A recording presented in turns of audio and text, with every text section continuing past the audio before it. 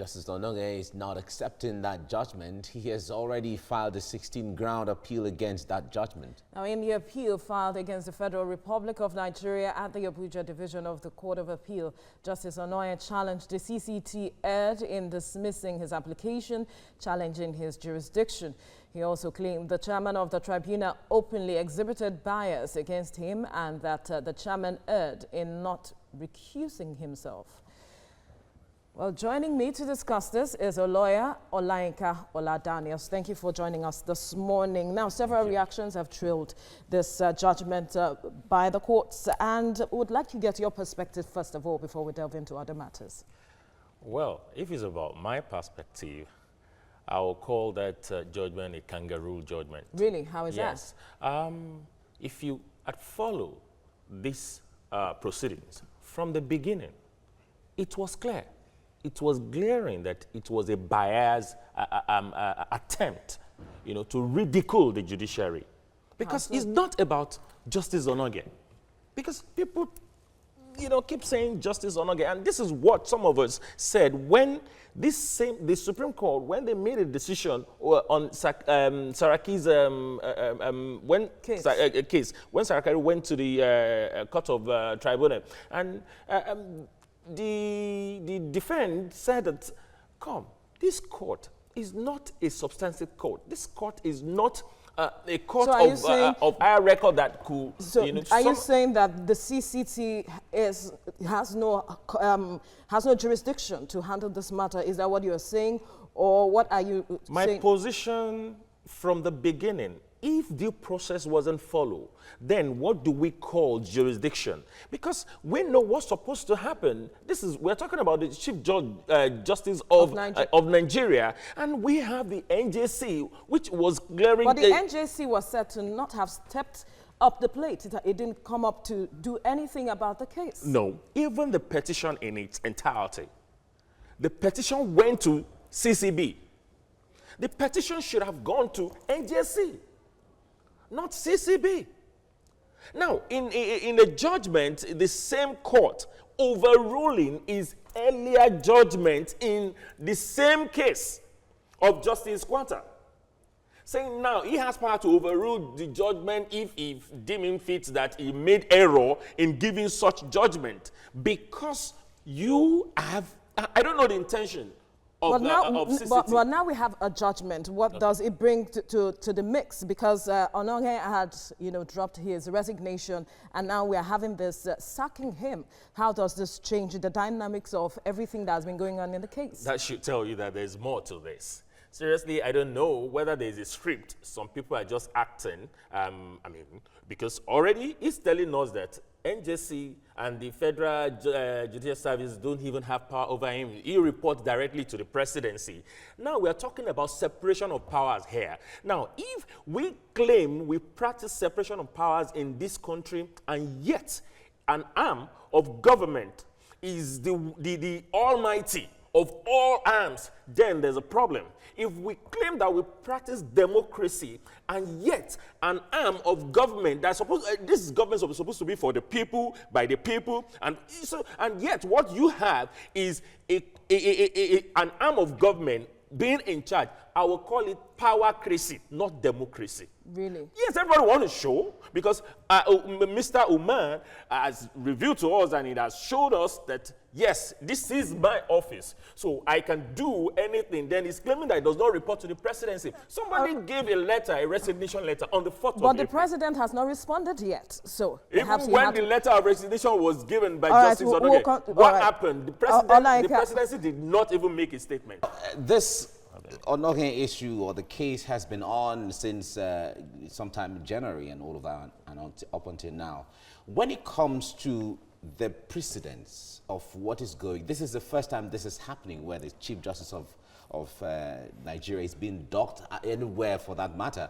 No. But what impact is this going to have on our laws and the processes of judicial processes, as the case may be? For me, I see this as a slap on the judiciary, and is not a good omen for judiciary also.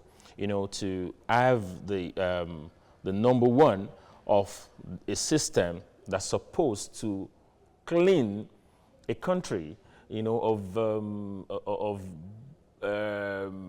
everything not well with us. But now the number one of that of that group of people, arm of government, now is being dug for corruption. But some people will say certainly the immunity clause doesn't cover him. No, it doesn't. It doesn't have it. But what we are saying is we have processes, we have procedures, we have rules to follow to get this thing done. You see, the question, I think a lot of people should get this clear. We are not, the debate is not whether this man is corrupt, whether the allegation or the, don't even let me call it allegation anymore, because there's a judgment of the court now to say that, yeah, he's being convicted. No one is, we are not talking about that. We're not debating whether he's guilty or not. But then, foundation in everything you do matters a lot. Because when the foundation is not right, so what happened to the house built on that foundation? It will sink someday. And this is what we are seeing in the judiciary. If we call it 3 arms of government, that is what you call democracy, as in, that is what you practice. And yet, you have one of the arms of the 3 be in charge of the other 2. Then, is there any independency in this?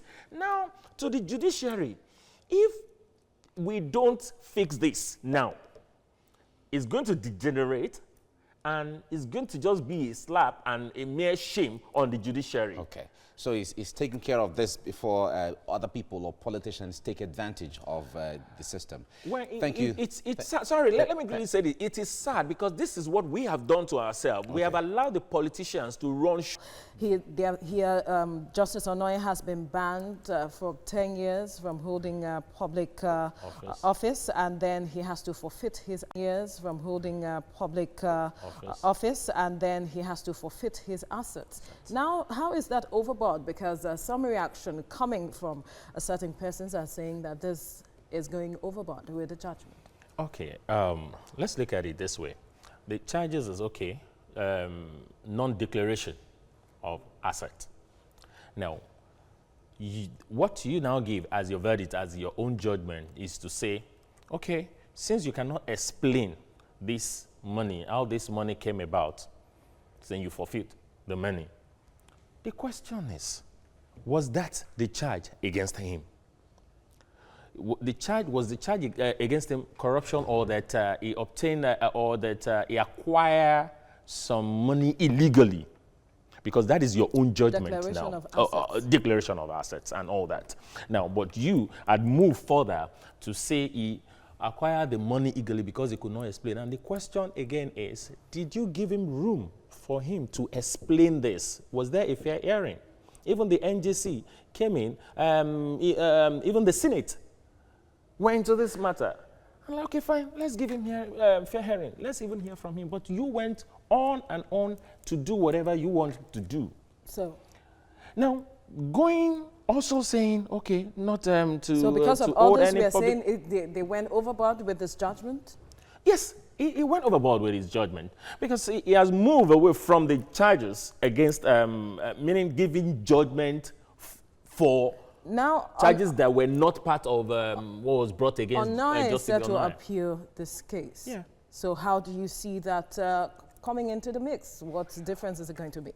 Well, I can't decide for the appeal, Court of Appeal. At least, thank God, we have the notice of appeal already, and whatever they wanted to take to the court is already stated. Then, when they get to the court, we'll know whether the Court of Tribunal has jurisdiction to try the matter, and also the judge. Because, see, like I said, when foundation is faulty, then whatever you do on it is void. So when we get to Court of Appeal, then we'll find out whether the judgment we hold, because if there's no jurisdiction, if the court does not have jurisdiction to try Justice Onoye without following due process, then judgment will not hold. So what options are there before the presidency now? Because we haven't gotten reactions with regards to the retirement. Well, don't forget that he dropped a resignation letter on the 4th of April, and we didn't hear anything from the presidency. Now there's a judgment of the Code of Conduct.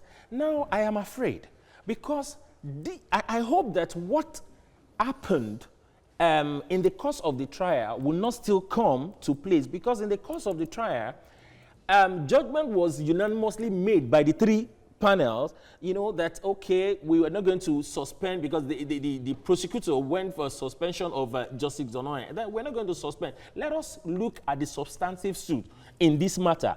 Now, by Friday of that same week, an ex parte order was issued for the suspension of Justice Zonoye. Right. Then Mr. President picked the one of the ex parte order. So we hope that, Mr. President, we uphold our democracy and do the right thing. If somebody has resigned, how come you did not accept the letter of resignation? As at the time he dropped the letter, now you wait for this judgment to say to strip him off of everything, then you uphold the judgment. We have to leave it at this point. Olayinka Oladaniels, thank you for coming on TVC Breakfast. Thank you for having me.